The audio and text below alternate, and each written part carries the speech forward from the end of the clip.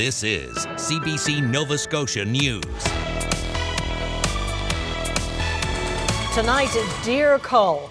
Some communities in the municipality of Colchester will soon vote on the idea of a managed hunt. Brador buoy, how these floating markers are helping students monitor changes in the lake.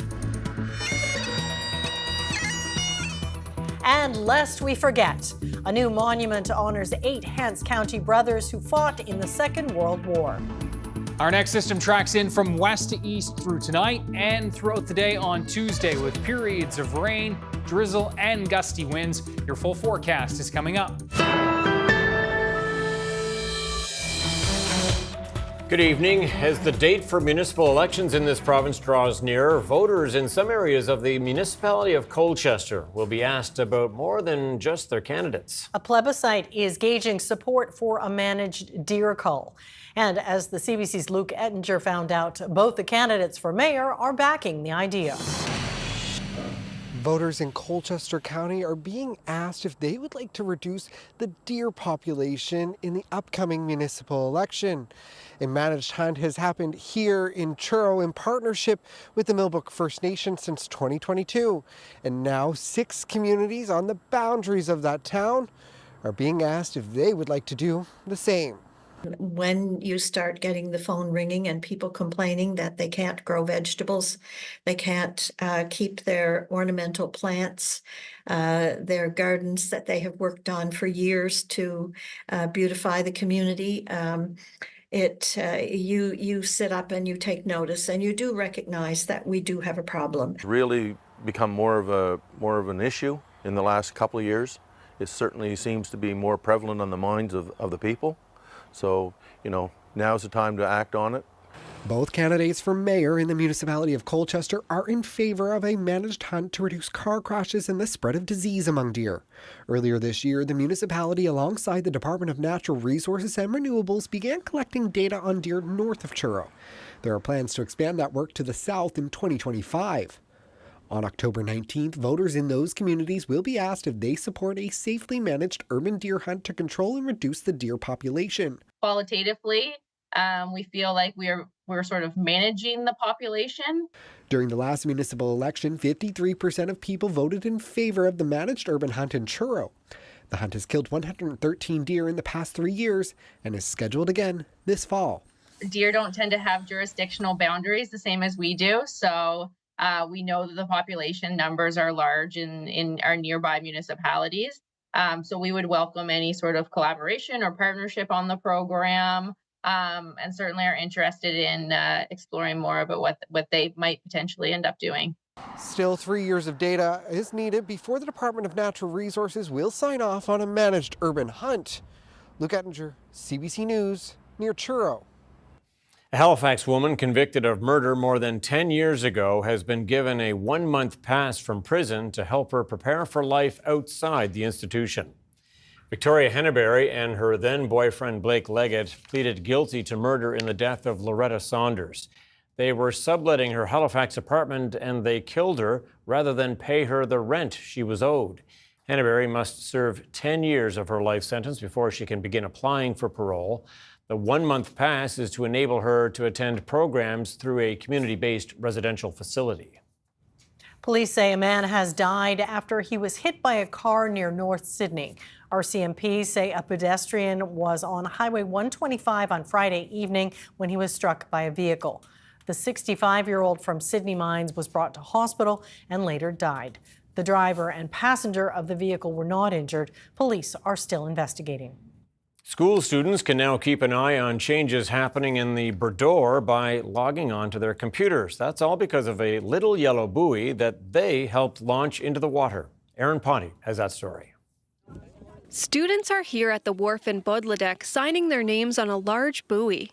The floating marker is tied to a high-tech device that monitors things such as wind speed and water temperatures, all in real time.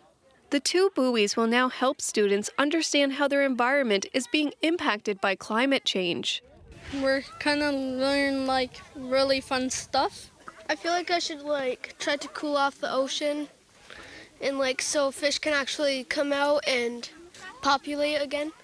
I think think that how they could detect how heavy the waves are and the wind, air pressure, I think that's cool. Getting the buoy in the water is part of a school project between the Mi'kmaq Gunamudnaway school system and a nonprofit at Dalhousie University known as Supernova.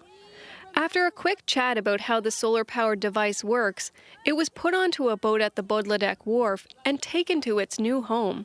Now, anyone can keep tabs on the weather information it's recording. And it collects information like sea surface temperature, wave height, wind speed, and barometric pressure.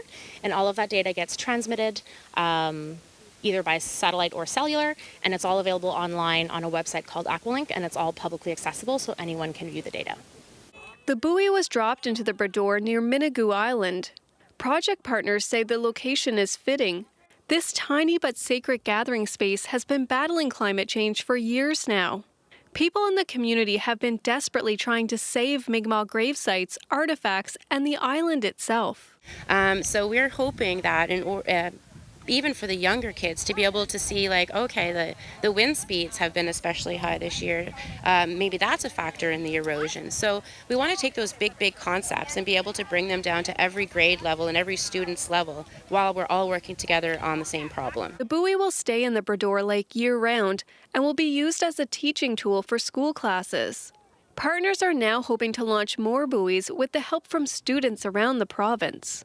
Erin Potty, CBC News, Bodledek.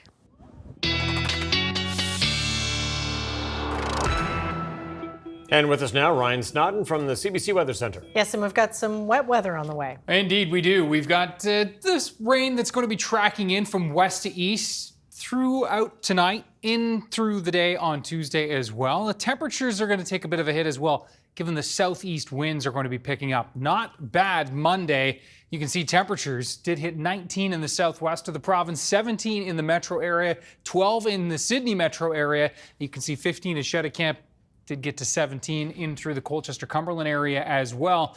Tomorrow, temperatures cooler right along the Atlantic coastline, but most of us should still be in the 15, 16, 17 range. We will be seeing temps in the 14 to 16 range across Cape Breton as well, with a little bit of sunshine breaking through, or at least trying to throughout the day, but the clouds building in there. The wettest conditions will be in the west, and you can see as this all tracks in through Monday evening, generally showers and then periods of rain beginning for Tuesday, spreading in from west to east, and those will again really pick up into the afternoon.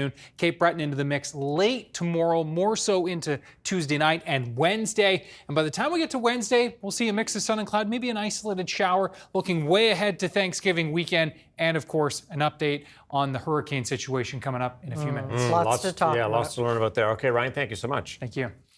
A number of historic mines across Nova Scotia are set to be cleaned up in the coming years, but a recent study suggests that it might be better to leave some tailings at these mines undisturbed. As Juliana Grillo reports, researchers say it's best to leave the toxic land stable. While this might look like a racetrack, this mining site is full of toxic waste such as arsenic and mercury from a historic gold mine 80 years ago. With growing health and environmental concerns, the province has promised to start cleaning it up by next year. But as a recent study shows, different types of tailing at the site might make the process more complicated. Tailings beneath vegetation are better left as they are, as not to disturb the plant-based ecosystem above it. Mother Nature, over the last 8 decades, has reestablished that wetland on top of the tailings. And the advantage of that is that it actually has removed direct contact between the old mine waste and oxygen. But the result of the wetland reestablishing itself in that area is that those materials are much more stable than they are out here exposed on the surface. Mercury and arsenic found in the tailings get mixed with rainwater and oxygen from the atmosphere after being exposed, forming a toxic water. Then, that water can leak into creeks or lakes nearby, impacting the local ecosystems. But Linda Campbell says that does not mean plant species there are thriving.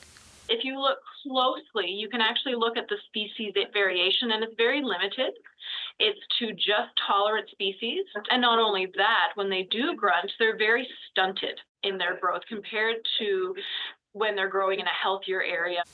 Build Nova Scotia, which is responsible for the cleanup of mines throughout the province, say that they are aware of this study and are planning a cleanup plan supported by findings.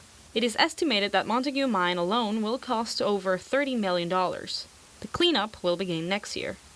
Juliana Grillo, CBC News, Halifax. Daily flights between Sydney and Halifax resumed today for the first time in nearly 2 years. A water salute was given to Pascan Airlines after completing its inaugural flight from Halifax this morning. The Quebec-based carrier will offer 2 flights a day on weekdays and 1 flight daily on weekends. Pascan initially told CBC it wasn't getting enough bookings to make the service profitable and dropped its prices to just over $300 for a return ticket. But today, the Sydney Airport CEO said he was happy with ticket sales. Ticket sales are exceeding Pascan's expectations. The growth curve has been phenomenal. From announcement, we sold out airplanes. We expect that today, now that the aircraft is here, the flight is it's available for people to take. There's going to be an airplane here every day, multiple times. The company had planned to launch the Sydney to Halifax service in November, but Sydney Airport officials pressed for early October to take advantage of travelers coming to Cape Breton for the Celtic Colours Music Festival. This weekend, a rally and birthday party were held in the city's West End for Devon Marsman. Marsman was last seen on February 24th, 2022 in the Spryfield area of Halifax and was reported missing on March the 4th. 3 arrests were made last month on murder-related charges. As the family starts to get answers, the community continues to show up to support them. We grieve for Devon and for every young life lost to violence in our community. But as we grieve, we must also ask ourselves, how many more young people must we lose before we say this is enough? I think, the family has been going through hell, for the past few years, and they're finally starting to sort of receive some closure. And this is a community that I was born and raised in, and so it's important for me to be here just to show up for support, and really to show up for the family and for Devon. All the sleepless nights, the confusion, people thinking that we knew the answers that we all didn't know, it wasn't real. And it hurt, and all of us have been affected this way. I'm only 19 years old. Evil doesn't win, and it never will. And it's proven in this thing right here for Devon Marsman. There are a lot of things that we can do in community. Oftentimes we look outside of our community, but the experts are the people who are actually living through it. And so, when I mean we need to come together more, that means that as adults, as parents, as leaders, as teachers, we need to take a more hands-on approach with our young people in our community. Because if we can affect that generation, that can change the whole landscape of the community. Let us honor his memory by committing ourselves to building a community where violence has no place, where every young person can live a life filled with hope and possibility. I will never, ever let Devon Marsman's name die. Neither will the rest of us standing up here today. Well, during the Second World War, 8 brothers from Nova Scotia fought in Europe. 2 of them never came home.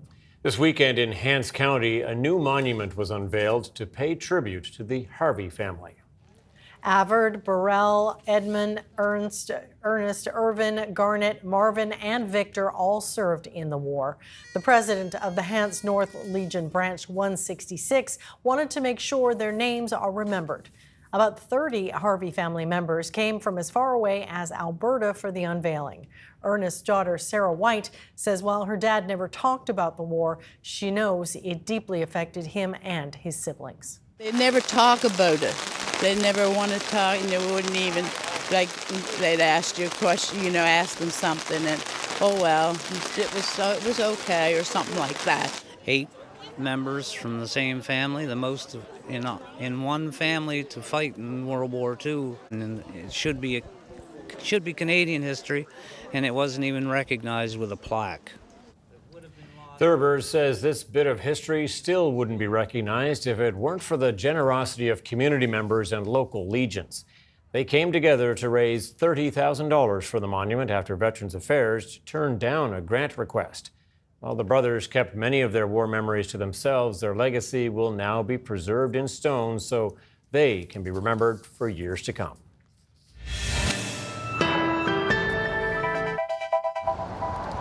There's a look at Shuby Park. The leaves are starting to turn, looking very fallish. It's a peaceful scene, and the ducks do seem to be enjoying it, don't they? Great That's day right. for a swip for them. All right, Ryan's up next with his forecast. See you in a bit.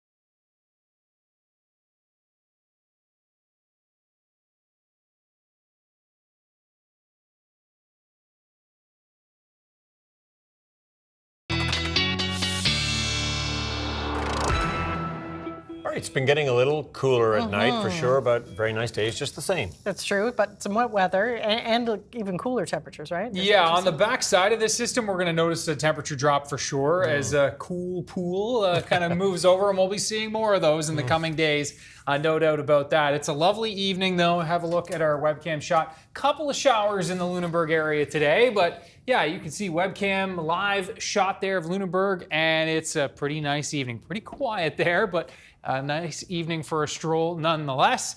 As we look at the temperatures out there right now, it's a 16 in Lunenburg, 14 in Halifax. Temperatures just 11 and 12 degrees through Cape Breton, still hanging on to the 15 and 16 range in through the south and west. Those winds sustained in the 10, 20 kilometer per hour range and not too gusty. That will change as we turn the page into Tuesday, and we will see some gustier winds coming in with this system, which is spreading rain already. New Brunswick down to Digby and Yarmouth. That wet weather will again spread eastward, but it's the steadier rain that we're going to be watching really throughout the day on Tuesday as this front does start to move through. We've got high pressure in behind that, but of course all eyes are on Florida yet again. And of course, so the Yucatan Peninsula will be hit with Milton first, and that is obviously going to be a feature moving forward. We'll show you that in a second. Temperatures, you can see that cold pool of air we're tracking right here over the Great Lakes and coming out of Hudson Bay. That is going to be pushing its way into us. Tonight, temperatures are going to be dropping into the 10, 11, 12 range, 13 in through Yarmouth, and we'll be seeing those winds again becoming southeasterly, ever so frequent through tonight in the 10 to 20 kilometer per hour range. So we'll be tracking that. Note as we work our way through tonight, those showers increasing in frequency, and we'll be looking at the overall a pretty damp start to the day tomorrow, pretty cloudy start, but a couple of sunny breaks possible across Cape Breton tomorrow. You can see those showers extending back towards the south and west, and then these steadier periods of rain are going to be intermixed, and those looking more likely into the afternoon, and we'll be watching those kind of marching from west to east. Temperatures 13 to 15 degrees across Cape Breton for tomorrow. Again, those winds in from the southeast, and this is our best chance of seeing a little bit of sunshine in the mix. Temperatures across the mainland, generally 15, 16, and 17 degrees. Also, we'll see the winds from the southeast, 20 gusting 30 to 40 into the afternoon. Not much in the way of sunshine here. And into the west, we are going to be seeing those temperatures in and around the 16, 17 range yet again, and a little more of a westerly component as the winds will shift late day in through the Yarmouth area. Now Wednesday, note the showers lingering here for Cape Breton. We're going to be looking at across the rest of the mainland, a mix of sun and cloud, but I did put an isolated shower chance here for Yarmouth. As we'll see kind of on the back side of this system, just the potential for a little bit of wet weather here, wrapping in those cooler temps. And so, yeah, Wednesday afternoon could see a pop-up shower here. That rain will be pushing its way out into Newfoundland. Okay, let's talk about this storm, which is obviously going to be a big one as it works its way. Cat 5 right now, Yucatan Peninsula, and now on the heels of Helene and all that debris, which is already lining the streets. You think about when places get flooded, what do? You put your stuff out on the curb, and now the curbs are packed with debris, and now we've got a hurricane moving in, potentially as a Category 3 at landfall is looking most likely right now. And so the wind is going to be obviously impacting that debris, throwing it about, then the storm surge potential, and all that heavy rain as well. And there's that storm surge potential, which again, especially along the Tampa area. And then you think about that debris washing down into the storm drains with all that heavy rain as well. That is going to be really problematic. We're keeping our thoughts obviously with Florida as they do prepare for that one over the next few days. We'll keep you posted. Tom and Amy. Yeah, what a mess. All right. Okay, thanks so much, Ryan. Thanks, Ryan. Coming up, 1 year on and no end to the violence. Israel trades air attacks with Hamas and Hezbollah a year to the day since the October 7th attacks. And I speak with the Coastal Care veterinary in Halifax to talk about the province's first ever CT scan for pets.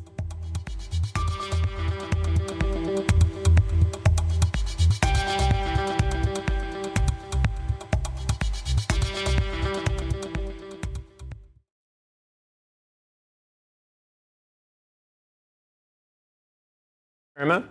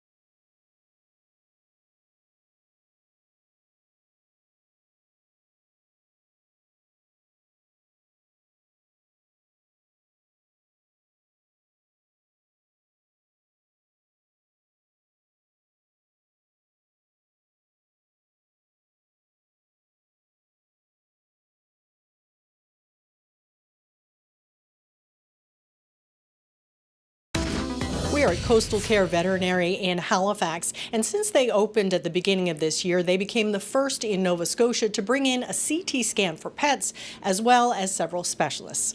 I'm joined by practice manager Holly McNeil and Dr. Jeremy Orr. So this is a big investment right here. What kind of need was there for it? It was definitely something that was overdue for the province. Having it close by definitely helps with the clients, but also patients, it be more accessible for them. It's been quite popular and well utilized in multiple specialties that we've had. So it has been something that, we've definitely already seen the benefits from. So before this came here, what would pet owners do? The closest CT before us was going to the ABC in PEI. Mm-hmm. How much does something like this cost? It's quite a substantial financial undertaking. That's why it took so long to do. You're talking about construction as well as the actual diagnostic itself. So, you're kind of upwards about a million. Mm-hmm. So. And also the specialties that have come in. Your specialty is cardiology. Who else has joined your team? Yeah, it's a great question. So right now in our hospital, we have board-certified dermatologists, and we also have veterinarians that have advanced training in internal medicine, anesthesia, surgery. Next month, we have a doctor that specializes in eye disease, so an ophthalmologist, as well as a veterinarian who specializes in critical care, so those really sick patients that will be in our ICU for treatment. And we're hoping before the end of the year, next year, we'll have our neurologist on board, which will be the first veterinary neurologist for Atlantic Canada, which is huge for this area. We've heard lots about the shortage of veterinarians and people having trouble getting help for their pets. How are you able to staff this? So it hasn't come without its challenges, for sure, and we're not immune to that. There is a draw being able to have the opportunity to work alongside specialists. So that has been, something that has helped spark interest from, the support staff and ER doctors and things like that. But we're not immune to, the struggles. So we are, always open to people looking for opportunity. However, we've been fortunate to have a good amount to start with. Currently, we have 81 team members. With all the upcoming specialties, we're probably going to be approaching about 100 within the hospital in general. So.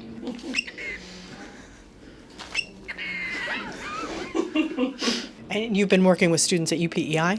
Yes, so just since we opened in January, I've had probably about half a dozen students come and do a cardiology rotation with me, so it's an opportunity for them to get a little bit more training specifically about cardiac disease in pets, which is great, and we're continuing to work on a relationship with them, so we'll hopefully be able to host more students in the future in some of the specialties that we'll have here that unfortunately aren't even at the vet school in PEI, which is a really exciting partnership for us.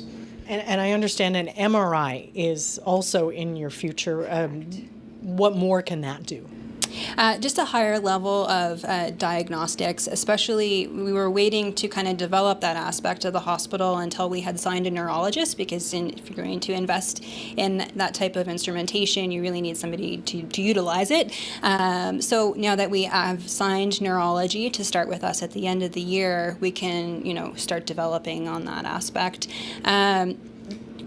More accessible, neurology services. We're going to also be able to have less of a travel time with regards to seeking surgical care for particular issues and earlier diagnosis on particular diseases. So.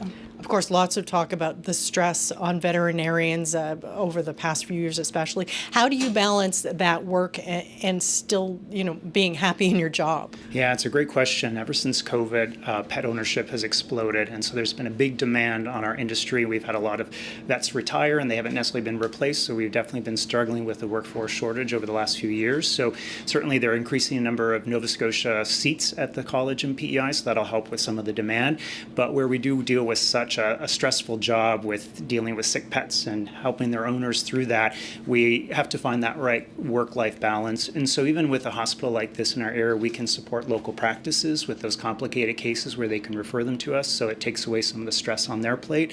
But it is a constant challenge for us to try to find that right balance, because obviously we want to help animals. We want to be here and work, but we also have to try to find the time for us to kind of decompress a little bit as well. Take care of yourself. Take care of yourself, exactly. All right. Well, thank you both very much for your time. We appreciate it. Thank you. Thank you very much.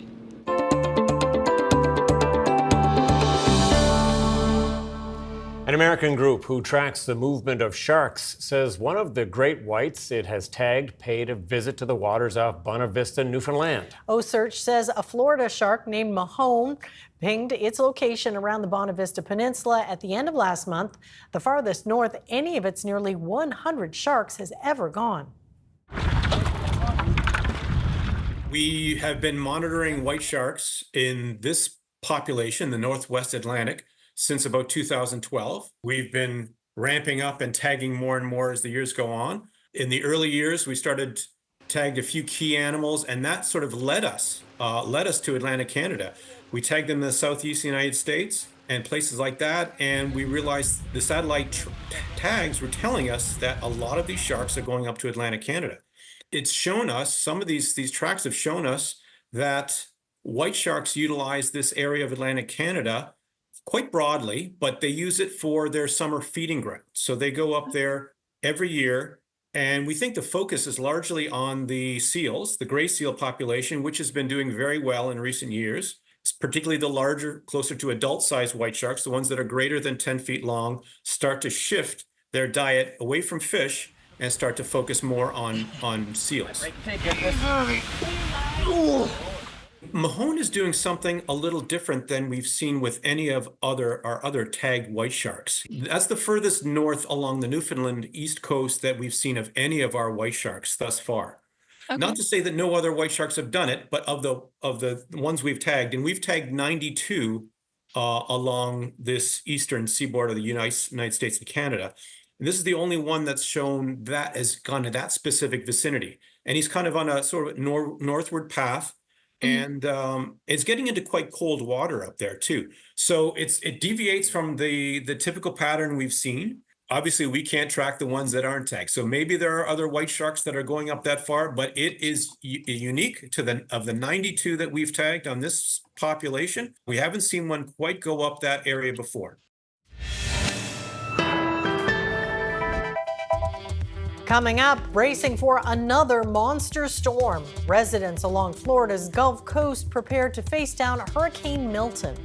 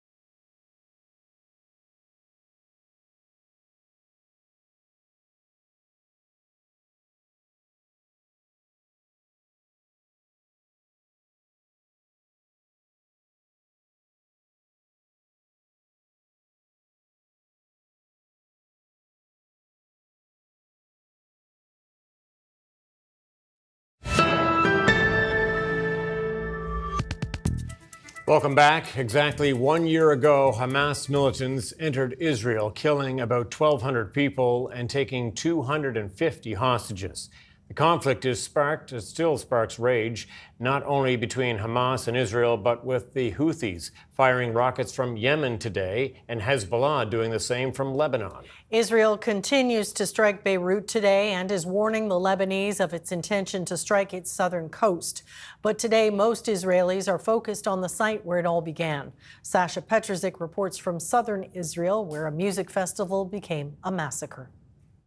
A year ago, these fields were a dance floor in southern Israel near the border with Gaza. Young people, thousands of them, were swaying, dancing to psychedelic music. Today, it's their memorial. We see their pictures, one after another after another. They're the ones who were killed or kidnapped that day. It was early in the morning. They'd been dancing all night long, and the sun was starting to come up. They heard sirens go off because there were rockets in the sky, but they didn't think too much of it. They started to prepare to go home.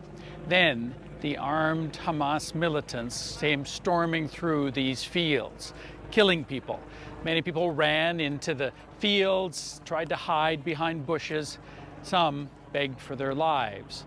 But in the end, many were killed. 364, that's more than a quarter of everybody who was killed that day in Israel. 40 were taken hostage. Today, people have come back to try to remember. The song was played again, the very last song that they had danced to, and the memories came rushing back in the silence that followed and in all of these memorials, which are starting to be built up with pictures and scrapbooks, bottles of beer, candles, and other things that mean so much to the people who were their relatives and especially their friends. Sasha Petrovic, CBC News in the south of Israel. The conflict between Israel and Hamas has expanded to include people in Lebanon, Yemen, Syria, and Iran. But over the past year, it's the Palestinians in Gaza and the Israeli-occupied West Bank who've been most affected. Chris Brown reports. Sunrise in Gaza reveals the utter enormity of the damage inflicted by Israel's attacks over the past year.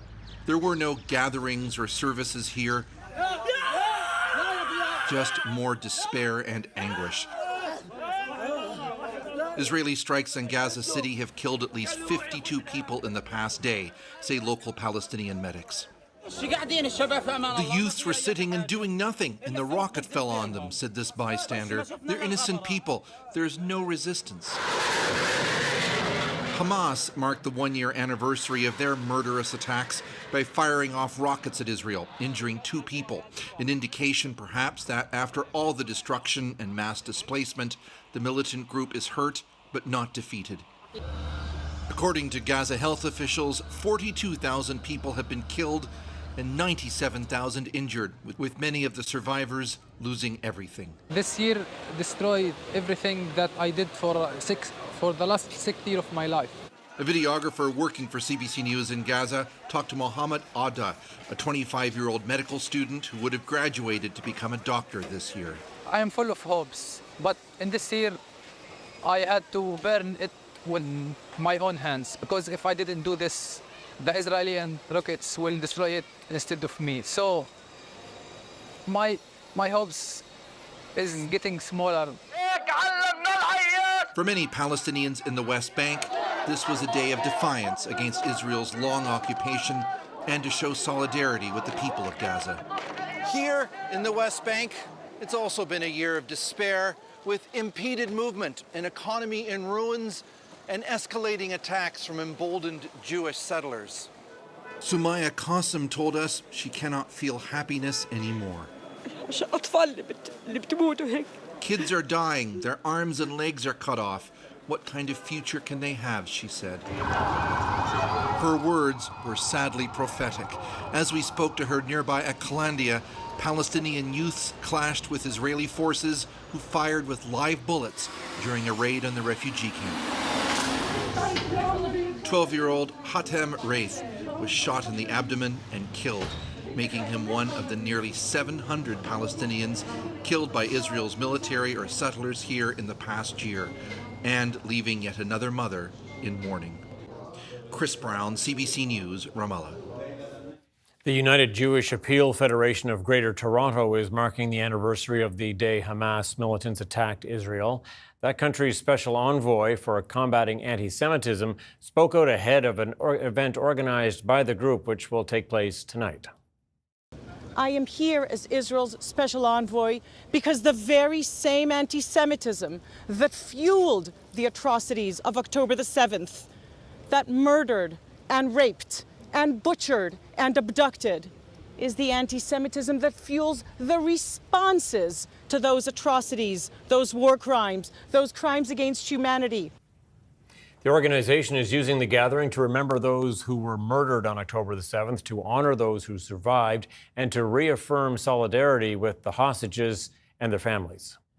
University campuses have been a place for people to protest and debate since Hamas attacked Israel a year ago, igniting the war in Gaza. Today, pro-Palestinian demonstrators moved through the streets of Montreal around Concordia University.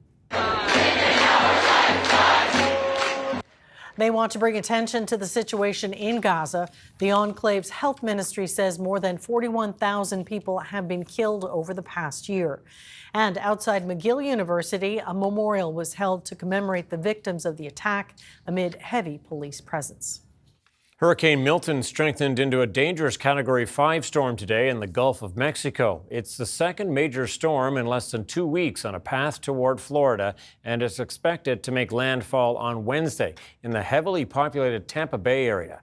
Nicole Williams has this report. Dozens of people fill up sandbags at a park in Winter Springs, Florida, preparing for Milton's arrival. Even just with a little bit of rain, our windows kind of flood a little bit, so we're just preparing for the worst. Hurricane Milton is expected to make landfall Wednesday, hitting heavily populated centers like Tampa and Orlando. While every projection is that it's going to weaken before it hits the coast of Florida, we can't necessarily bank on that. This will produce major damage, whatever ends up happening, but certainly at the strength it is now, this is a really, really strong storm. It's why those along the West Coast are being told to be prepared to leave. The National Hurricane Center forecasting powerful surges and intense flooding along the coast. Good luck.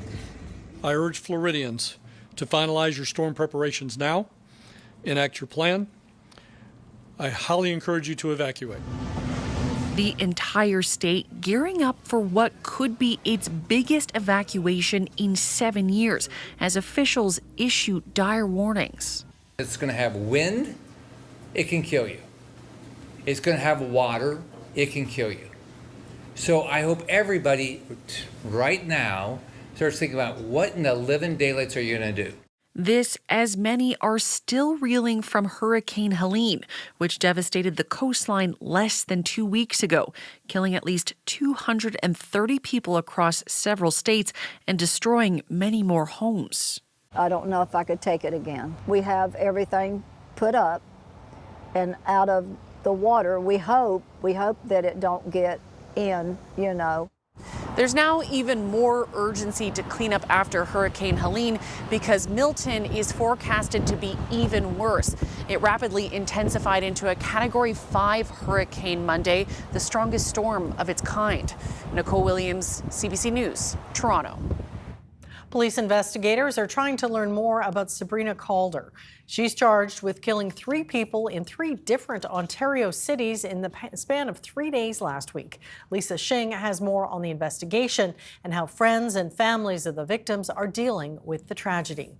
The card games go on at this Italian social club, but without one of its regulars. There was a gentleman and a scholar and a judge of fine wines. Just a very pleasant man, quiet, humble, just an excellent friend and member of the club. That friend, 77-year-old Mario Bilic, a retired teacher, stabbed to death in Hamilton, Ontario, Thursday. Bilic's daughter, Serena, posted, "I sit in a puddle of tears thinking about my dad, a great man with a huge heart."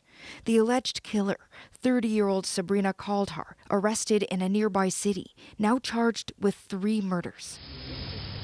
Security video obtained by CBC News shows Bilic's final moments, leaving the Italian club to head to his car, while Coulthard allegedly followed him. And here, the same woman running from the crime scene.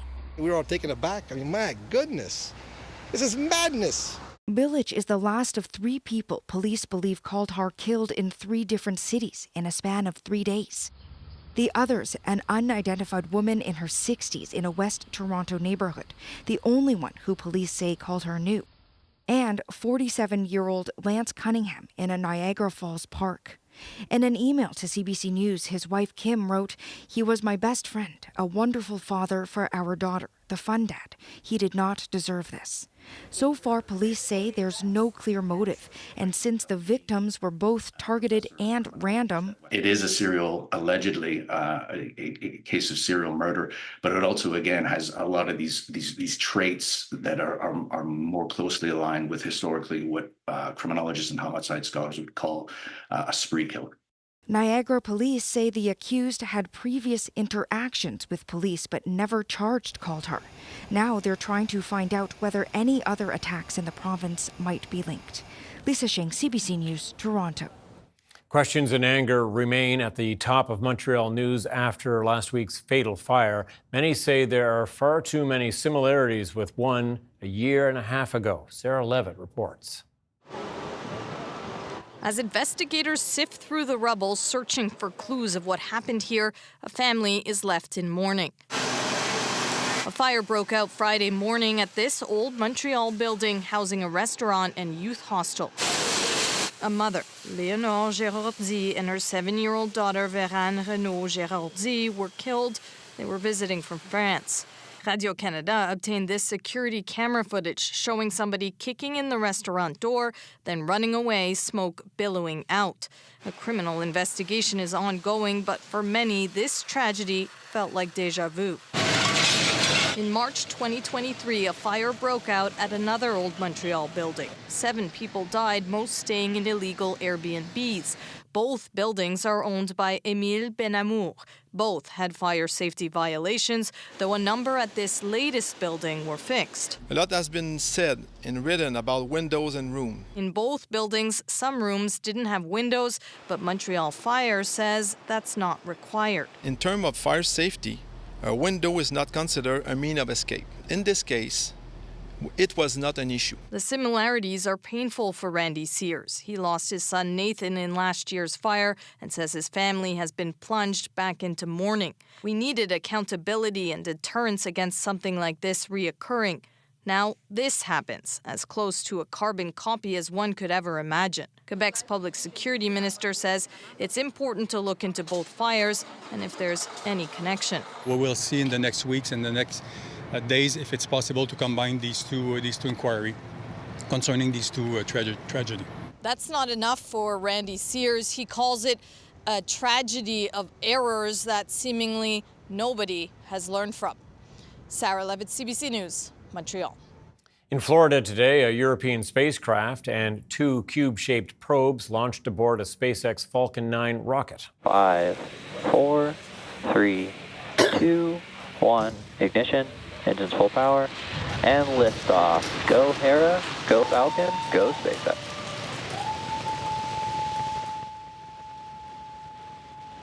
Vehicle is pitching downrange. The mission's aim is to visit an asteroid that NASA unintentionally knocked off course using a probe in 2022.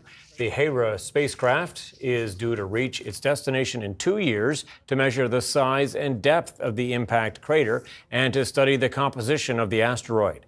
This is part of an international effort to determine if we can prevent dangerous asteroids from hitting Earth. This is the week that the Nobel Prize winners are announced, and it started with the award in physiology or medicine.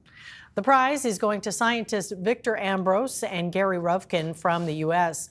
They're being honored for their discovery of microRNA, a new class of molecules which plays a crucial role in gene regulation and gives us a better understanding of how life on Earth began. The prize comes with a $1 million award. More back after the break.